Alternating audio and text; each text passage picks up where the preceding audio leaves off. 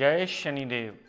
प्रिय दर्शकों, मैं राजेश जोशी आपका ज्योतिष जागृति केवल सत्य कार्यक्रम में आज फिर से स्वागत करता हूं। प्रिय दर्शकों, जैसा कि आप जानते ही हैं कि हमारी चर्चा आजकल गज केसरी योग को लेकर चल रही है। मेरी कोशिश ये है कि विभिन्न लग्नों में गज केसरी योग कैसा फल देता है इसकी आपको विस्तृत जानकारी दूं। कल तक हमने बात की थी वृश्चिक लग्न की कुंडली के लिए। वृश्चिक लग्न की कुंडली में दोनों ही ग्रह योग कारक होते हैं और अगर अच्छी जगह प्लेस्ड हो जाएं, अच्छे अंश लेकर के बैठे हों तो वो सदैव अच्छा फल देने में बाध्य होते हैं और गज केसरी योग बनता है और वृश्चिक लग्न की कुंडली में बहुत अच्छा पॉजिटिव रिजल्ट मिलता है अगर दोनों की प्लेसमेंट भी कहीं अच्छी हो जाए तो। इसी श्रृंखला को प्रिय दर्शकों कंटिन्यूटी में करता हुआ आज हम बात करते हैं धनु लग्न की कुंडली की। ये धनु लग्न की कुंडली दर्शकों इसलिए बनी क्योंकि लगन में ही 9 नंबर लिखा है। 9 नंबर राशि धनु राशि बनती है जिसके मालिक बनते हैं बृहस्पति देवता। बृहस्पति देवता धनु लगन में लग्नेश माने जाते हैं, लगन के मालिक माने जाते हैं और साथ ही में चतुर्थेश माने जाते हैं, यानी पहले घर का मालिक बृहस्पति देवता बने और इस लगन कुंडली में चौथे भाव के मालिक, पहला भाव यहाँ 9 नंबर लिखा है इसके मालिक बृहस्पति देवता बने और चौथा भाव जहाँ 12 नंबर लिखा है इसके मालिक भी बृहस्पति देवता ही बने। तो बृहस्पति देवता के पास लगन का मालिक आया, चौथा भाव माता, गाड़ी, भूमि, वाहन, मकान, सारी सुख सुविधाएं, आपकी जद्दी पुष्टि जमीन यानी आपकी नेटिव लैंड, ये सारी चीज़ें बृहस्पति देवता के डिपार्टमेंट में आई। बृहस्पति देवता को इन चीज़ों का डिपार्टमेंट मिला। आप सिंपल इजी लैंग्वेज में कह सकते हैं कि इस लगन कुंडली में लग्नेश भी बृहस्पति देवता हैं और सुखेश भी बृहस्पति देवता हैं, यानी सुख स्थान के मालिक भी बृहस्पति देवता ही हैं। और बृहस्पति देवता ने चंद्रमा देवता को क्या दिया? बृहस्पति देव ने चंद्रमा देवता को 8वें भाव का मालिक बनाया। 8वां भाव आपकी मृत्यु का भाव, 8वां भाव ऑब्स्टेकल्स का भाव, 8वां भाव टेंशन का भाव, 8वां भाव खेचल का भाव, 8वां भाव मेंटली पीस को डिस्टर्ब करने का भाव, 8वां भाव आपका ससुराल पक्ष, 8वां भाव आपकी सीक्रेट नॉलेजेस, 8वां भाव आपकी ऑब्स्टेकल्स, टेंशन, डिप्रेशन, एंग्जाइटी, 8वां भाव बिना कारण में हर काम को डिले का भाव, 8वां भाव हर कार्य में दिक्कत परेशानी खड़े होने का भाव माना जाता है। तो इस भाव का मालिक बृहस्पति देवता ने चंद्रमा देवता को बनाया, यानी चंद्रमा देवता धनु लगन की कुंडली में, यानी 9 नंबर धनु लगन की कुंडली में चंद्रमा देवता अष्टमेश माने जाते हैं, यानी 8वें भाव के मालिक माने जाते हैं। तो प्रिय दर्शकों सोचिए, 8वें भाव का मालिक चंद्रमा देवता इस लगन कुंडली में सबसे मारक ग्रह बना। सबसे मारक यानी उसकी दशा अंतर्दशा सदैव जातक को मृत्यु तुल्य कष्ट देती। हाँ, एक विपरीत राजयोग की कंडीशन को छोड़कर अभी हम उसकी बात नहीं करेंगे, विस्तृत जानकारी उसकी बाद में दूंगा। लेकिन ये बात याद रखिएगा, इस लगन की कुंडली में चंद्रमा देवता सबसे मारक ग्रह माना जाता है। हालांकि बृहस्पति से उसकी अति मित्रता है, लेकिन अष्टमेश होने की वजह से इस लगन कुंडली में सबसे मारक ग्रह माना जाता है। और मारक की डेफिनेशन मैं पहले से भी आपको बताता आया हूँ, जहाँ बैठना, जहाँ देखना, जहाँ जाना, उस घर के रिगार्डिंग खराब रिजल्ट देना, जहाँ दृष्टि डालना वहाँ भी सदैव नुकसान ही करना। तो प्रिय दर्शकों, अगर बृहस्पति और चंद्रमा इस लगन कुंडली में इकट्ठे साथ में बैठ जाएं तो कभी भी गज केसरी योग नहीं बनेगा। उसका सबसे मुख्य कारण ये होगा कि बृहस्पति देवता को जितनी भी अच्छाई मिली है, चंद्रमा देवता उस अच्छाई को खराब करने वाले प्लैनेट बनेंगे, क्योंकि चंद्रमा देवता अष्टमेश हैं, यानी 8वें भाव के मालिक हैं। बृहस्पति देवता इस लगन कुंडली में योग कारकता में आते हैं और चंद्रमा देवता इस लगन कुंडली में मारक ग्रह माने जाते हैं। और अगर चंद्रमा और बृहस्पति मिलेंगे तो सदैव चंद्रमा देवता बृहस्पति देवता के अच्छे रिजल्ट्स में भी कमी लाता ही मिलेगा, क्योंकि चंद्रमा अति मारक ग्रह इस लगन कुंडली का वो कभी अच्छे फल देने में बाध्य होगा ही नहीं, सिर्फ एक विपरीत राजयोग की कंडीशन को छोड़ करके। तो इस लगन कुंडली में भी बृहस्पति देवता सदैव आपको अच्छा फल देने में बाध्य हो सकते हैं अगर अच्छी जगह प्लेसमेंट में आए। लेकिन जब दूसरा ग्रह उसके साथ जुड़ता है, जो चंद्रमा उसके साथ युति बना करके बैठता है, तो अगर हम उस युति को गज केसरी योग कह दें तो हमारी सबसे बड़ी भूल होगी। उसका सबसे मुख्य कारण यही है कि मारक ग्रह अगर योग कारक के साथ बैठ जाए तो वो योग कारकता के अच्छे फलों में भी कमी लाकर जातक की परेशानियों में सदैव बढ़ोतरी करता ही मिलता है। और चंद्रमा की दशा अंतरदशा में तो सदैव जातक को मृत्यु तुल्य कष्ट तक होता है और वो सदैव जातक की प्रॉब्लम्स कई गुना बढ़ जाती हैं, क्योंकि चंद्रमा एक मारक ग्रह होने की वजह से और मार्केतु की दशा होने की वजह से सदैव जातक परेशान होता ही मिलेगा।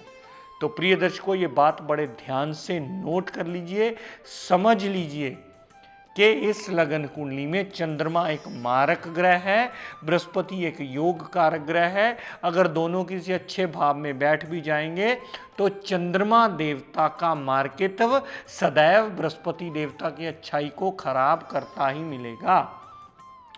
और सबसे बड़ी बात प्रिय दर्शकों, अगर कहीं केंद्र में या त्रिकोण में बृहस्पति अपने कारक भाव में कहीं अच्छी जगह प्लेस्ड हुए, नीच का नहीं होना चाहिए। अगर बृहस्पति देवता इस कुंडली में अच्छे भाव में प्लेस्ड हुए तो जातक को पुखराज सदैव धारण करना चाहिए। वो सदैव लगन के और चौथे भाव के रिगार्डिंग अच्छे फल देने में बाध्य होता है।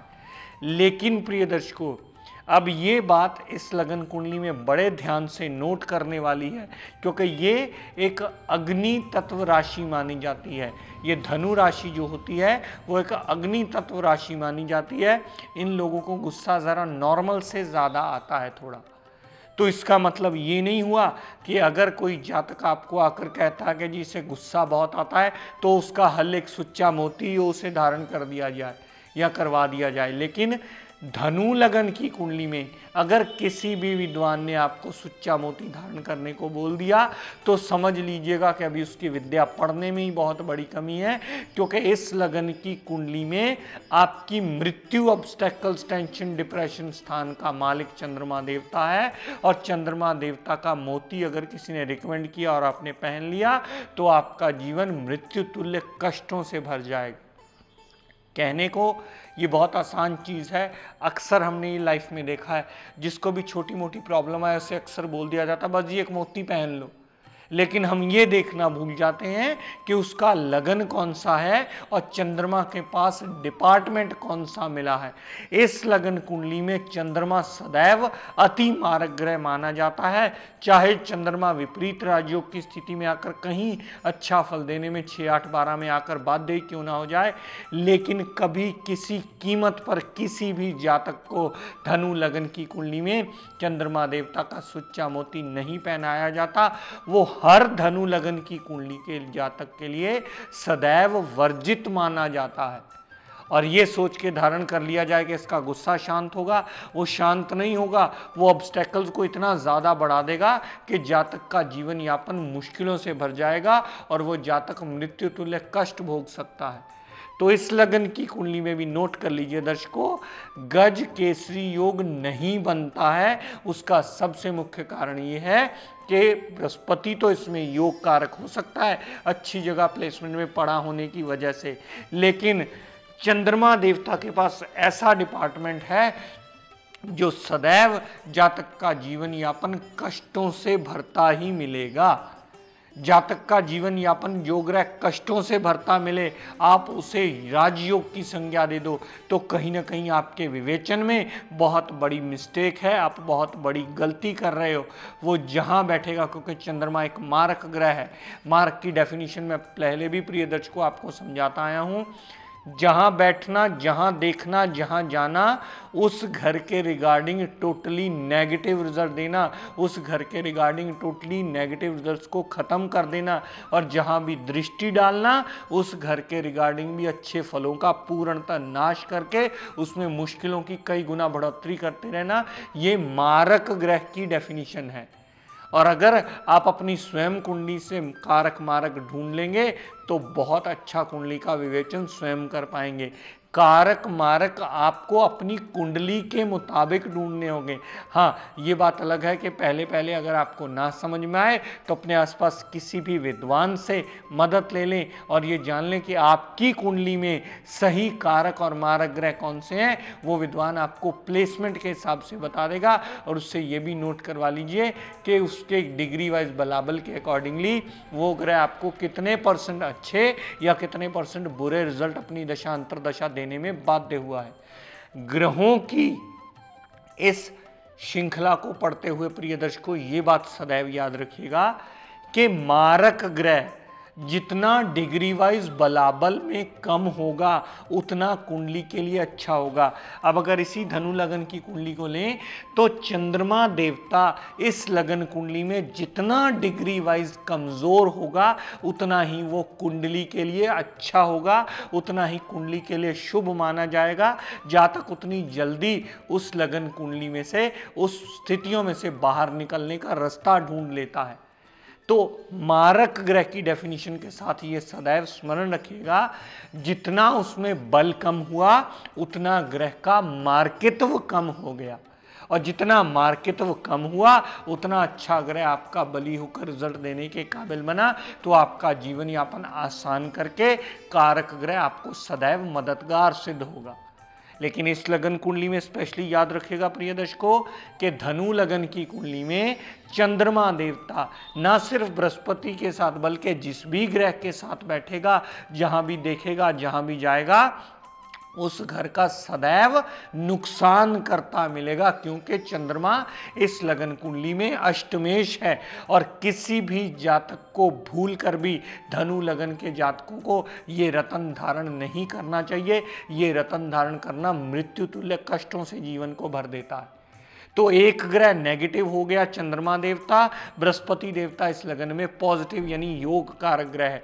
तो कैसे एक नेगेटिव एक पॉजिटिव को योग को मिला करके हम लोग इसे गज केसरी की संख्या दे सकते हैं? ये टोटली गलत बात है। अगर धनु लगन की कुंडली में इस योग को कोई डिफाइन करता है तो वो बहुत बड़ी भूल करता है। और आपको ये ध्यान रखना होगा कि धनु लगन की कुंडली में गज केसरी कभी किसी कीमत पर किसी भी जातक के लिए फ्रूटफुल रिजल्ट या फलादेश में अच्छा फल देने में बाध्य होता ही नहीं।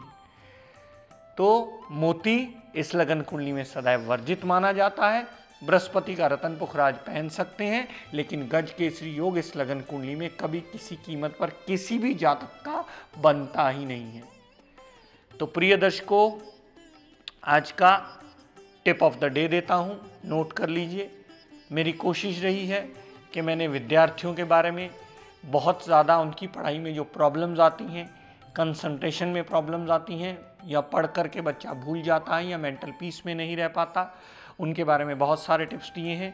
तो ये याद रखिएगा प्रिय दर्शकों कि किसी भी स्टूडेंट को पढ़ते वक्त दरवाजे के बिल्कुल सामने बैठकर नहीं पढ़ना चाहिए, क्योंकि दरवाजे से जितनी भी एनर्जी आपके रूम में आती है वो सारी की सारी आपकी कंसंट्रेशन को पूर्णतः उथल पुथल कर देती है।